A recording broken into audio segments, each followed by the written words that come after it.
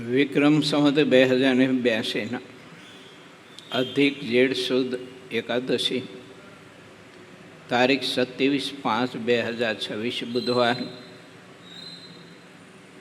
વાલા ભક્તો, આજે પવિત્ર કમલા એકાદશીનો દિવસ છે.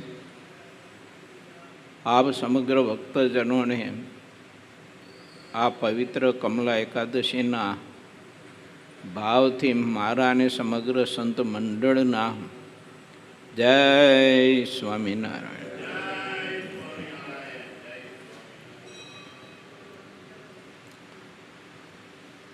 ભગવાન સ્વામિનારાયણ સમગ્ર માનવ જીવનને ભક્તિના માર્ગમાં એકાંતિક ધર્મની વધુ દ્રઢતાને અર્થે, સમજણની પક્વતાને અર્થે અને પોતપોતાના સ્વધર્મની દ્રઢતાને અર્થે પ્રભુ ખૂબ અદ્ભુત વિચાર આપે છે આપણને. જ્યાં સુધી જે વસ્તુનો, જે પદાર્થનો, જે વ્યક્તિનો, જે તત્વનો યથાર્થ નિશ્ચય નથી થયો, ત્યાં સુધી તે તત્વમાં અખંડ ને અખંડ અવિરત છેલ્લા શ્વાસ સુધી અને પ્રભુના ચરણ કમળની સેવામાં આત્મા જોડાય ત્યાં સુધી એક જ ધારી શ્રદ્ધાને ટકાવવી એ બહુ અઘરો વિષય છે. અને એટલા વાસ્તે ભગવાન શ્રી હરિ આપણને બતાવે છે કે યથાર્થ પહેલાં એને જાણજો. ભગવાનના સ્વરૂપને જો આપણે યથાર્થ જાણવું હશે કે આ મને મળ્યા તે પરમાત્મા કરતું, કરતું, અન્યથા કરતું, અનંત કોટી બ્રહ્માંડોના સર્જન, પોષક, સંહારક અને અસંખ્યાત જીવ પ્રાણી માત્ર ને દેહધારી માત્ર એના પોષક છે, પોષણહાર છે, જેની મરજીથી અનંત કોટી બ્રહ્માંડોની ઉત્પત્તિ થાય છે. સમુદ્ર મર્યાદા લોપતો નથી. સૂર્યચંદ્ર નિયત પ્રમાણે ઉદયસ્તપણાને પામે છે. આકાશમાં આપણે ગણી ના શકીએ એટલા ગેલન પાણી આધાર વિના પરમાત્માએ રાખ્યું છે. ઇત્યાદિક આશ્ચર્ય જે હું જોઈ રહ્યો છું, ભૂતકાળમાં જોઈ ચૂક્યો, ભવિષ્યમાં કદાચ જોઈશ, એ સમગ્ર આશ્ચર્યના કરનારા મને મળ્યા જે પ્રગટ ભગવાન, એ સિવાય તે આશ્ચર્યનો કરનારો કોઈ નથી. અને આપણા જીવનમાં ચાહે તેવી વિપત્તિ કે દુઃખ, કોઈ સંઘર્ષ આવે તો પણ એમાં ક્યારેય જીવ ધીરજતા ન ગુમાવે અને અન્ય આશ્રય માટેનો સંકલ્પ સ્વપ્નમાં ન કરે.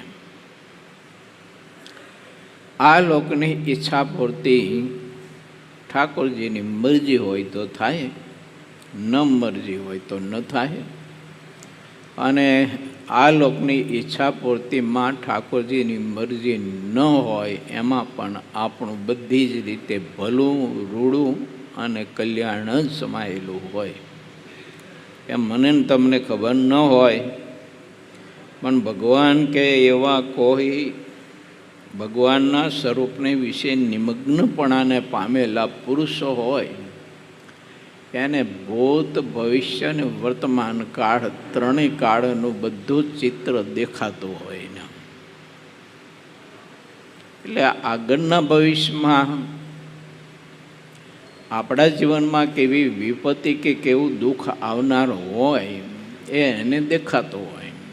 એટલા વાસ્તે આ લોકની અમુક આપણી ઈચ્છાઓ એ પ્રભુ પૂરી ન કરે. આવા ઘણા બધા મહારાજના સમકાલીન વખતના પ્રસંગો છે. બંધિયા ગામના ડોસાભાઈ, મહારાજે આજ્ઞા કરી કે તમારા ઘરમાં જેટલી ધન સંપત્તિ, સોના ચાંદીના દાગીના જે કંઈ હોય તે બધું પોટલું બાંધી અને તમે અહીં ગઢપુર આવતા રહો. એમને વિશ્વાસ હતો. ઘેર જઈને માને પૂછ્યું તો મા તો હાંભેલું લઈને સામે થઈ, મારા પીટિયા મહારાજે આજ્ઞા કરીને મને પૂછે છે, હું મોટી કે મહારાજ મોટા, હું કરતા હરતા કે મહારાજ કરતા હરતા, હું અંતર્યામી કે મહારાજ અંતર્યામી. કેવો નિશ્ચય હશે, કેવી દ્રઢતા હશે, મહારાજમાં કેવો ભરોસો હશે. ડોશીમાએ કહ્યું કે બેટા, મહારાજે જો આજ્ઞા કરી હોય તો એમાં મને પૂછવાનું શું હોય? બધી સંપત્તિ મારા તારા દેહથી માંડીને બધું જ મહારાજનું છે. એને માગ્યું હોય તો પૂછવાની તારે શા માટે રાહ જોવી જોઈએ? લઈ જા બધું. પોટલું બાંધીને લઈ ગયા. ગઢપુર પહોંચ્યા. પાછળથી બારવટિયાઓ, લૂંટારાઓ એ લૂંટવા માટે રાત્રિના સમયે આવે છે. ઘરના બારણા જોર જોરથી તોડીને ઘરમાં ઘૂસે. માં એકલી સૂતી છે. ક્યાં તારો ડોસો? ડગાઈ ગયા માજી તો ઘડીક તો એ તો ગરડા ગયો છે. ઘરમાં જેટલી સંપત્તિ હતી તે બધી લઈને ગયો છે. લ્યો આ ચાવી, ઉગાડો પટારા, હોય તો બધું લઈ જાઓ. પટારા ખોલે પણ પટારા તો ખાલી. બધું લઈ ગયેલા ડોસાભાઈ. ઘરમાં કાંઈ નહીં. આ લોકો લૂંટી અને ડોસાભાઈને મારી નાખવા માટેને ઈરાદાથી આવ્યા હતા. હવે આ ભવિષ્ય બધું મહારાજને દેખાતું હોય, દૂરદર્શન, દૂરશ્રવણ, આપણને તો ખબર ન હોય.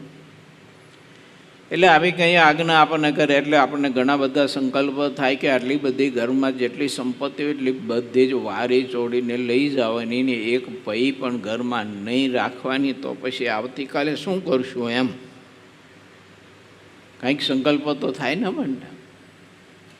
તો જાજુ નહીં તો થોડું ઘણું આપણે તો રાખી મૂકીએ ને. પણ શું ભગવાન શ્રી હરિને જાણ્યા હશે મહાપુરુષોએ.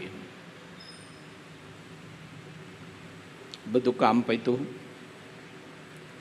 લૂંટારાઓ વયા ગયા હાથ ઘસતા ઘસતા. આ બાજુ મહારાજે ડોસાભાઈને દીક્ષા આપીને સાધુ બનાવ્યા. ધનનું પોટલું સાથે હતું. મહારાજે અવાવરું ભાડિયા કૂવામાં નખાઈ દીધું. આગળ કાશીની યાત્રા માટે નીકળ્યા. થોડો રસ્તો કાપ્યો. મહારાજ કે ચાલો આપણે કાશી વિશ્વનાથની યાત્રા પૂરી થઈ ગઈ, પાછા વળીએ. પાછા વળે એને કોઈ શંકા ન થાય. કેટલો ભરોસો પ્રભુના વચનમાં. આપણે એ જગ્યાએ હોય અને આપણે નીકળ્યા હોય કાશીની યાત્રા, એને પછી આપણે કોઈ કહે અથવા ગમે ત્યાં વડતાલ કે ગઢપુર કે જુનાગઢ કોઈ પણ ધામની યાત્રાએ નીકળ્યા હોય ને પછી આપણને એમ કહે અડધે પહોંચ્યા પછી કે ચાલો આપણે યાત્રા પૂરી થઈ જઈ, ગોપીનાથજી મહારાજના દર્શન થઈ ચૂક્યા, આપણને પાછા વળીએ. તો કેમ થાય? બોલો રાજુભાઈ. મનમાં કંઈક થોડુંક રિયા કરે. હારું, જેને પરમાત્માને પરિપૂર્ણ જાણ્યા હોય ને એને કોઈ સંકલ્પ ન ઉઠે. મહારાજે ઓલું ધન નખાવી દીધું હતું ને કૂવામાં, એ બધું પાછું પોટલું ગઢાયું. ગઢપુર આવ્યા ને મહારાજ કે હવે તમારા કપડાં હજુ પડ્યા છે, આ ભગવી અલ્પી કાઢી અને એ કપડાં પહેરી અને ધન લઈ અને જાઓ પાછા ઘેર. અમારી આજ્ઞા કરીને સાધુ થયા, એ જ રીતે અમારી આજ્ઞા કરીને ગૃહસ્થાશ્રમમાં રહીને પ્રભુ પૂજજો. ડોસાભાઈ પાછા આવ્યા. માજીએ કહ્યું બેટા કેમ આવ્યો પાછો? તો કે મહારાજે મોકલો. તા પોટલું કેમ લાવ્યો? તો કે મહારાજે પાછું મોકલ્યું. પછી ડોશીમાએ કહ્યું કે બેટા દીકરા, મહારાજે સારું કર્યું કે બધું ધન સોનું ચાંદી દાગીના મગાવી લીધા હતા. તો લઈને ગયા પછી બધા જ લૂંટારાઓ આવ્યા, બધું લૂંટીને તને મારી નાખવાના હતા, પણ મહારાજે તને બચાવ્યો ને ધને બચાવ્યું.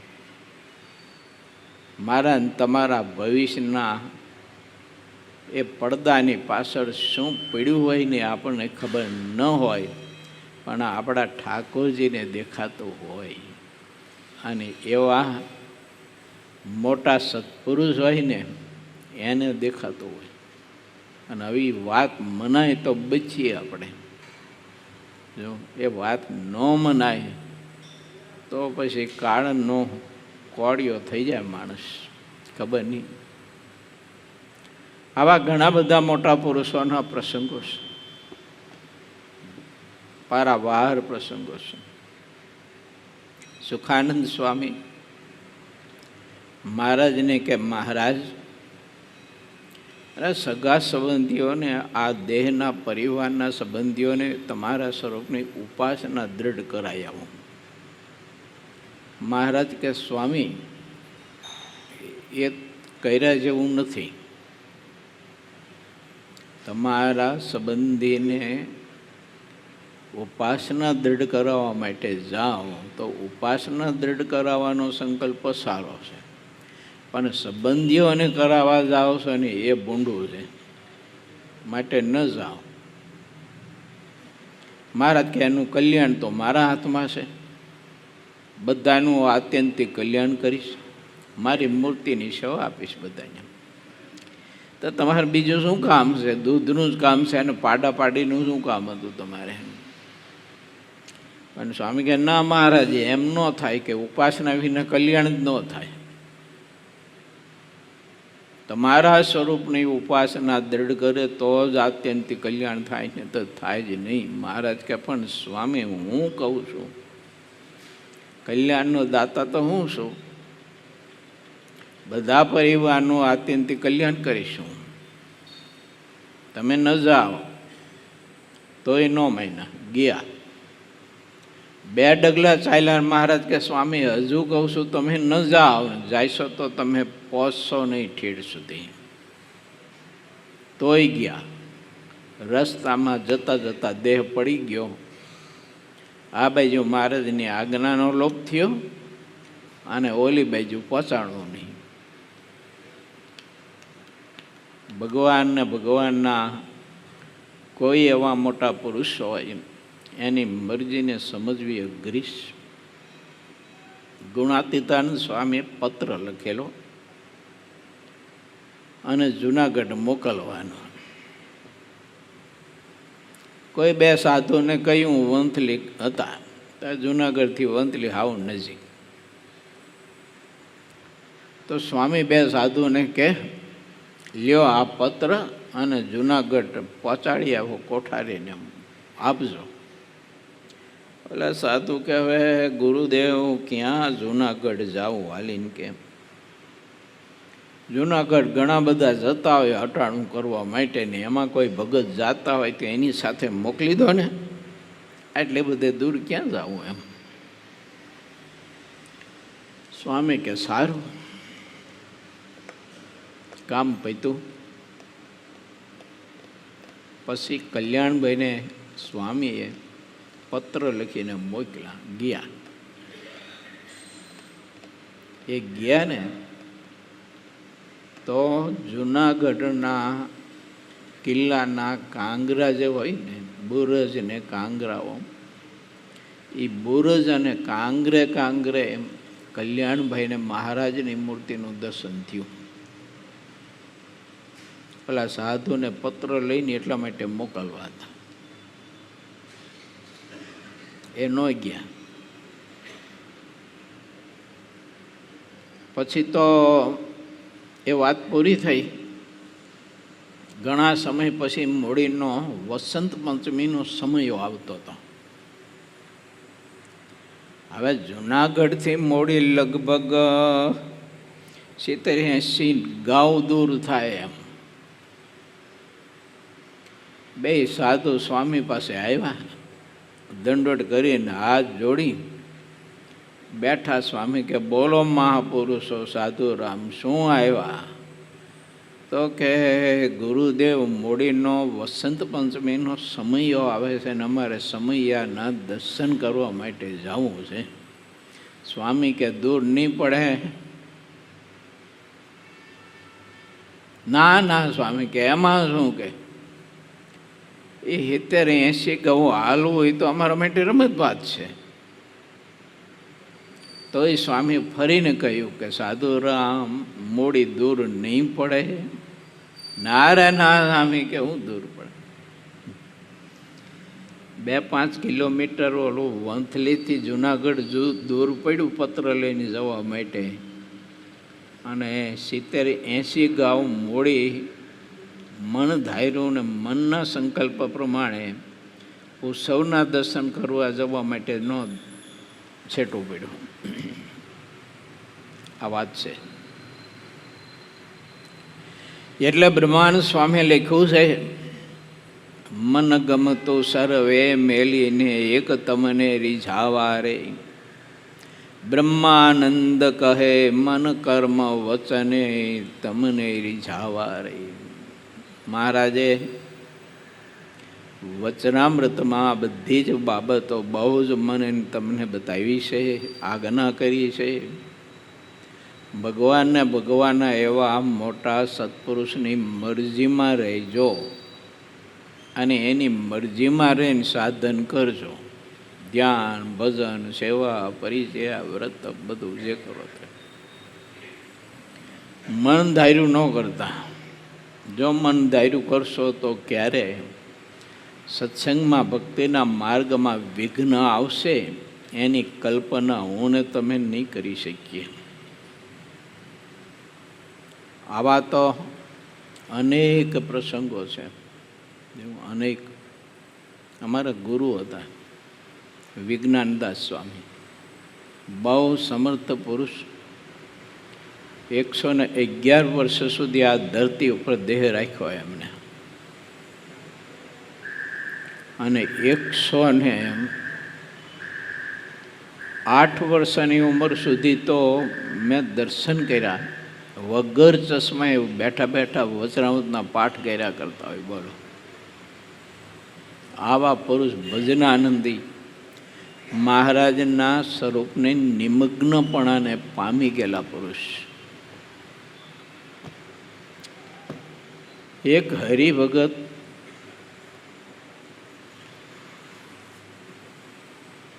કોઈ શેઠિયા ભેગા જોબ કરે, પેલી બસ ચલાવે, ટ્રાવેલ્સ. લગ્ન કર્યા હતા હજી, અને મહિનો દાડો થયેલો. એમ થયું કે લગ્ન કર્યા એટલે સ્વામીના દર્શન કરી આવું. દર્શન કરવા ગયા, દંડવત કર્યા, બેઠા. સ્વામીએ થોડાક આશીર્વાદ આપ્યા કે તમારો ગ્રસ્તાશ્રમ, તમારું દાંપત્ય જીવન ધર્મદેવ અને ભક્તિ દેવીનું જેવું આદર્શ સંયમી સદાચારી બને, મહારાજની આજ્ઞા ઉપાસના ખૂબ જ દૃઢ થાય અને ખૂબ ધ્યાન ભજન કરી સત્સંગની સંત હરિભક્તોની સેવા કરી અને જીવનને તમે ઉજાગર કરો એવી પ્રભુને પ્રાર્થના કરો. આશીર્વાદ આપ્યા પછી સ્વામી કે ભગત એક વાત માનશો? બોલો. તો કે 1 મહિના સુધી તમારે બસ નહીં ચલાવવાની. ભલે ગયા છેલ્લો 1 દિવસ બાકી હતો મહિનાનો, શેઠની ઓફિસે ગયા, શેઠ ઉપર ફોન આવેલો. એ વખતે ઓલા ચકેડા ફોન હતા, ખબર હે? આમ ચકેડું ફેરવવું પડે, ત્યારે માન ફોન લાગે. એમાં કોઈ વર્ધી માટેનો ફોન હતો. શેઠ કે બસ તો છે પણ ડ્રાઈવર 1 મહિનો રજા ઉપર છે અને 1 દિવસ બાકી છે હવે, માટે હું વર્ધી તમારે લઈ ન શકું. 2 દિવસ પછી ફોન કરો તો લઈ શકો. ઓલો કે મારે તો આવતીકાલે તો બસ જોઈએ, 2 દિવસની રાહ ક્યાં છું? શેઠે ના પાડી, તો તમે ગમે તેની બસ બાંધી લેજો, મારી પાસે ડ્રાઈવર નથી, બસ તો પડી જ છે. પહેલાં હરિભગત ત્યાં બેઠા હતા, મનમાં એમ થયું કે શેઠને બિચારાને આ વર્ધી જશે અને મારે મહિનો પૂરો થઈ ગયો, 1 જ દિવસ બાકી છે ને, હવે 1 દિવસમાં શું હવે એમાં? શેઠે ના પાડી.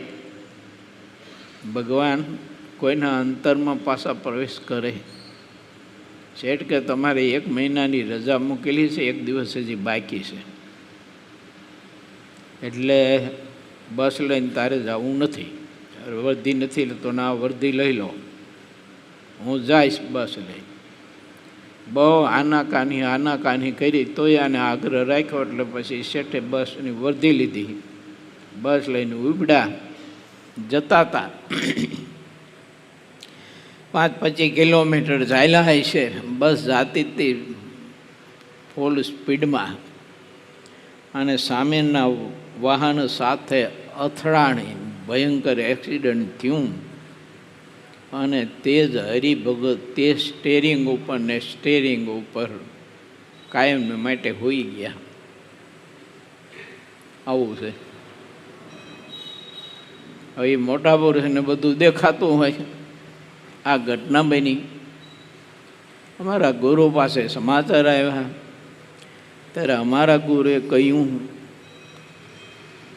મારે એને બચાવો તો એટલા માટે તો મેં એને 1 મહિનો બસ હાંકવાની ના કહી હતી. એનો કાર્ડ છે ને 1 મહિનાથી આંટા મારતો હતો, 1 મહિનાથી એનો કાર્ડ આંટા મારતો હતો આને ભરખવા માટે. અને 1 દિવસ જો જાળવી ગયો હોત તો કાર્ડની અવધિ પૂરી થતી હતી, એટલે કાર્ડ વયો જાત અને એ બચી જાત.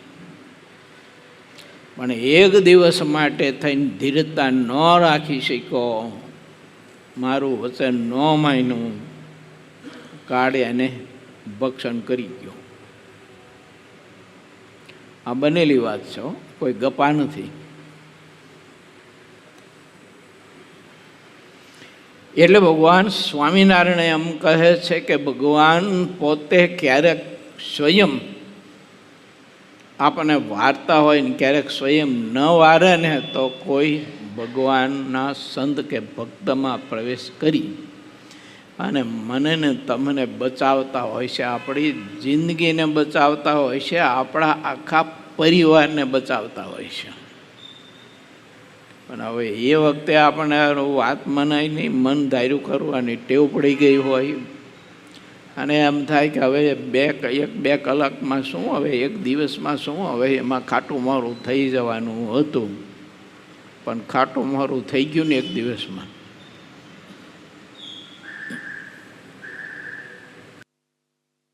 એમ ભક્તિના માર્ગમાં પણ એવું જ છે. ભગવાનને ભગવાનના મોટા પુરુષ આપણને આજ્ઞા કરે ને એ પ્રમાણે ધ્યાન ભજન કરાય, વ્રત તપ કરાય. આપણને મનમાં સંકલ્પ થયો અને મંડી ન પડવું, નહીંતર એક્સિડન્ટ થવાનો સંભવ ખરો. એવું ભલે ધ્યાન ભજનનો જ માર્ગ છે પણ થવાનો સંભવ ખરો. એમ શું કામ? તો આપણે એ રીતે આપણે નક્કી કરીને મંડી પડીને એમાં માન ને અહંકાર બંધાવાનો સંભવ પૂરેપૂરો. હા, એની માન બંધાઈ જાય તો એ માન એવું ભૂંડું કરે, એ અહંકાર એવું ભૂંડું કરે, ખબર નહીં કે કેટલા જન્મ લેવડાવે ને કેટલા જન્મ સુધી આપણે છે ને ભટકવું પડે અને ગધા મજૂરીઓ આ લોકમાં આવીને કરવી પડે, એની કોઈ કલ્પના ન કરી શકે. માટે મારે તમારે વિચારવું, મહારાજની મરજીમાં રહેવું અને પ્રભુની મરજીમાં રહીને આરાધના ભક્તિ સાધના કરવી. ભલે થોડું ભજન થાય, થોડી સેવા થાય, પણ આજ્ઞા કરીને થાય. શ્રેષ્ઠ ગુણાતીતાનંદ સ્વામી એવું લખ્યું છે, સ્વામી કે પોતાની મેળાએ બે માણસનું કામ કરી નાખે એની કરતાં ભગવાન કે મોટાની આજ્ઞા કરીને બેસી રહે અથવા તે કહે એટલું કરે તે શ્રેષ્ઠ છે. આવો બેસી રહે ને મોટા પુરુષની આજ્ઞા કરીને તોય શ્રેષ્ઠ છે. જો બીજો દાખલો, અમારા દાદા ગુરુ ગુણાતીત સ્વામી, એમને ત્રાટક યોગ સિદ્ધ કરેલો. હવે ત્રાટક યોગ જેને સિદ્ધ કર્યો હોય ને, એ મૂર્તિ સામે રાખીને ત્રાટક કરે ને, એટલે જેવું ત્રાટક શરૂ કરે ને સિદ્ધ થઈ ગયા પછીની વાત કહું છું, તો જેવું ત્રાટક સિદ્ધ કરે ને એવા આખા બ્રહ્માંડ ફાટી જાય ને, એવા કડાકા ને ભડાકા સંભળાય એને પોતાની એકલાને, બીજાને કોઈ ન સંભળાય. અને એટલો પ્રકાશ દેખાય, એટલો પ્રકાશ દેખાય, એટલો પ્રકાશ થઈ જાય દેખાય. અને જીવ છે ને એમાં ભય પામી જાય. આ વાત શ્રીજી મહારાજે પ્રથમ પ્રકરણના 25ના વચનામૃતમાં બતાવી છે. એક ડોશીને મહારાજે સમાધિ કરાવી. સમાધિમાં તેજ દેખાતું હતું અને મંડી બરાડા પાડવા, હે બરું બરું છું, હે બરી જાય, હે બરી જાય, હે બરી જાય. પછી મહારાજ કે આ લાટકી બાય ને ભાટનો દેહ એમ હું નથી, એમ તું દેહથી પર થા. એ સંદર્ભે મહારાજે વાત બતાવી છે કે આત્મા જેમ જેમ ગતિ કરતો જાય, ભગવાનની નજીક જતો જાય, તેમ તેમ મહારાજ કે અતિશય અપરંપાર તેજ દેખાય ને તેજના તરંગો તમે જોવો ને તો મોટા મોટા 200 500 માળના મકાનો હોય ને ઊંચા, એના કરતાં મોટા મોટા ઊંચા તરંગો આમ ઉછળતા હોય ને એવું એને દેખાય સામે. હવે એ તેજના એવા મોટા બધા તરંગો સામે ઉછળીને આવતા હોય ત્યારે ભલભલો ભય પામી જાય ને ત્યારે એ ગયો બાપા મેર્યો હું તો એ મેર્યો હું. એટલે અમારા દાદા ગુરુ ત્રાટક સિદ્ધ કરેલું, એટલે 6 કલાક ત્રાટકમાં બેસી શકે. એમાં એક પાડો હતો મૂડીમાં. એને અમારા દાદા ગુરુ પાસે આવીને વાત કરી કે મને ત્રાટક શીખવો. સ્વામી કે તું જે ભક્તિ કરીશ ને એ તારા માટે બરાબર છે, આ રસ્તો તારા માટે નથી. અને અમુક રસ્તા બધા માટે ન હોય, જો એ અમુક રસ્તો અમુક માટે જ હોય, એનામાં સામર્થ્ય હોય કે એ બધું પચાવી શકે. હું તમે કેવી રીતે પચાવી શકીએ? મારે જે વચનાવતમાં ન બતાવ્યું કે આ જીવને દર્શન દેવું, એ તો મહારાજ કે કાંઈ વાર નથી, અમે તો દર્શન થઈ પ્રગટ થઈને. પણ સામે જ્યારે અંધકાર હોય ઘમઘોર એકદમ, અને એકલા આપણે હોય ને પછી એકદમ પ્રકાશનો ઝબકારો થાય, અને એમાં મહારાજની દિવ્ય મૂર્તિ પ્રગટ થઈને ઊભી રહે, ત્યારે પછી મને તમને છે ને બહુ વહમું પડી જાય અહીંયા ઊભું રહેવું. અને મનમાં એમ થાય કે આરું આ તો ભૂત હશે કે શું હશે. વચનામૃતમાં મહારાજ એવું લખ્યું છે. ત્યાં આત્મનિષ્ઠાની બહુ અતિશય પક્વતાની જરૂર પડે.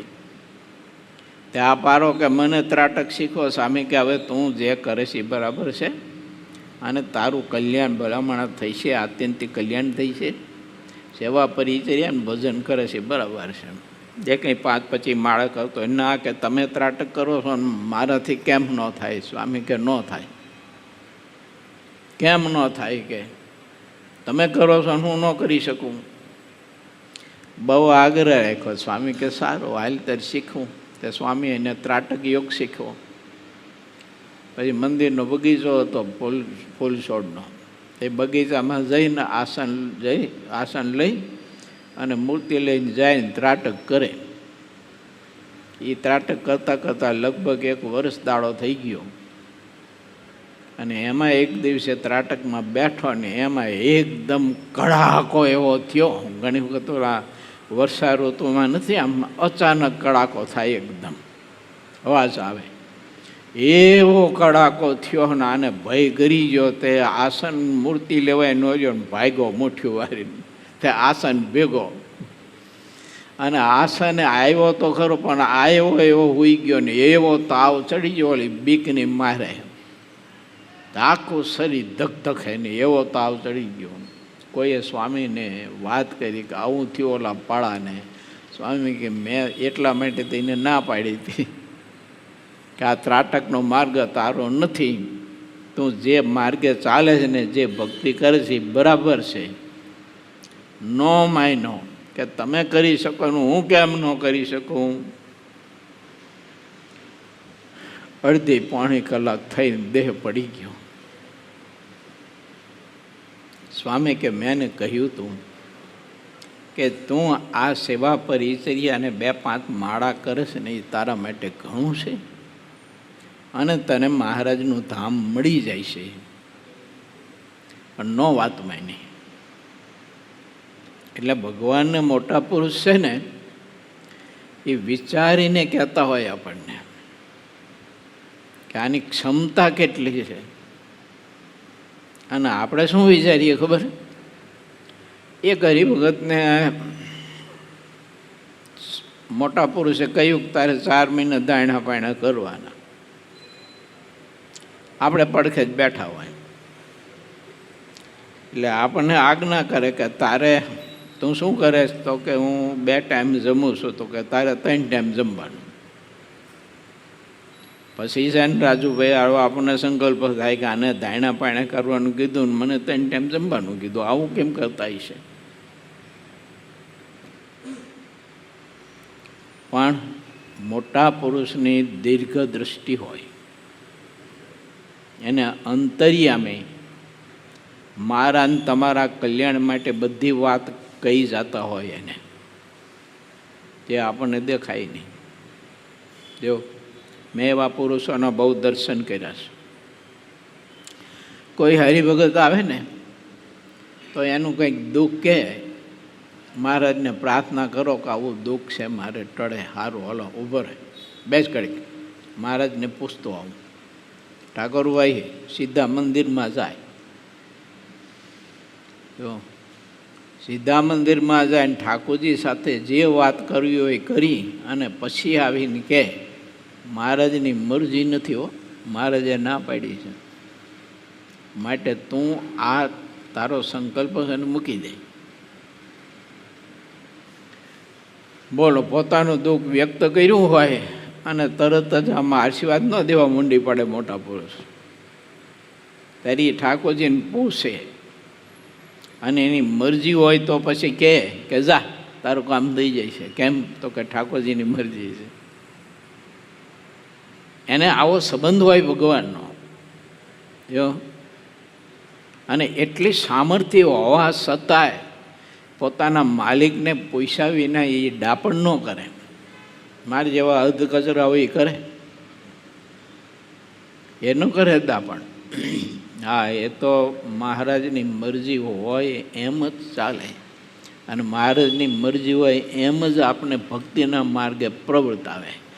એટલે મહારાજ કહે છે કે ભગવાનના સંતને ઓળખવા માટે પ્રયત્ન કરજો. ચાલો અત્યારે આપણી કથાનો સમય પૂરો થયો. આજે એકાદશી છે ને, એટલે તુલસી દળથી ઠાકોરજીનું પૂજન કરવાનો કંઈક કાર્યક્રમ હોય છે અહીંયા. માટે વાલા ભક્તો, મારી વાત કહેવાની એટલી જ છે. મારી એટલે મહારાજે સંદેશો આપ્યો છે, એ સંદેશો તમારી પાસે હું તો પહોંચાડું છું. હું તો ટપાલી છું અને પત્ર લખનારો જુદો છે. ટપાલીનું કામ શું હોય? સંદેશો જેને લખી દીધો હોય જેના ઉપર, એ સંદેશો એની પાસે પહોંચાડવાનું કામ ટપાલીનું. પણ એ ટપાલી સંદેશો નથી લખતો, સંદેશો લખનારો જુદો છે. એટલે હું તો એક ટપાલીની જગ્યાએ છું. એટલે વિચારો મહારાજના છે બધા, તમારી પાસે પહોંચાડવા માટે પ્રયત્ન કર્યો. તો હવે આગળનો કાર્યક્રમ કથાને અહીંયા વિરામ. સહજાનંદ સ્વામી મહારાજની